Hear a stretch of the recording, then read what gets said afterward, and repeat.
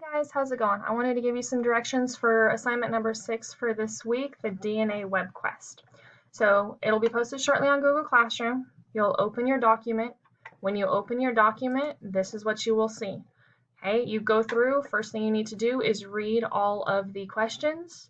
It is also in Spanish underneath for my English language learners, but all of the answers do need to be typed in English up here at the top. When you type your answer, make sure that you type your answer in a different color font, not black.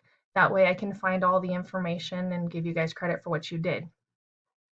You'll open up, okay, and click on the link here, and that will take you to, that will take you to this page right here. Now you'll notice there's questions on the side here. What is heredity? What is a trait? What is DNA? These are the tabs for the different information.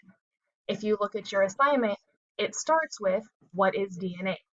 So the link is going to take you to what is heredity. You can just ignore that and go down and click on what is DNA. You cannot fast forward the video, but as it moves through, you can click previous to go back and get the previous section of information. It'll stop every so often, so it's not a huge long one run on.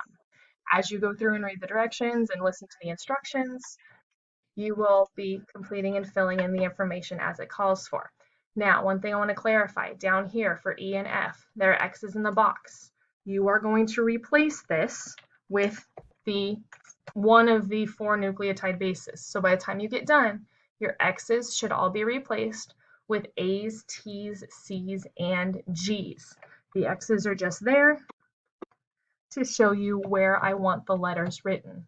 The 2 boxes are lined up on top of each other because these nucleotide bases up here in E should be complemented by, or have the opposites, of the ones down here in F. As you go through, okay, make sure you're answering all of the questions.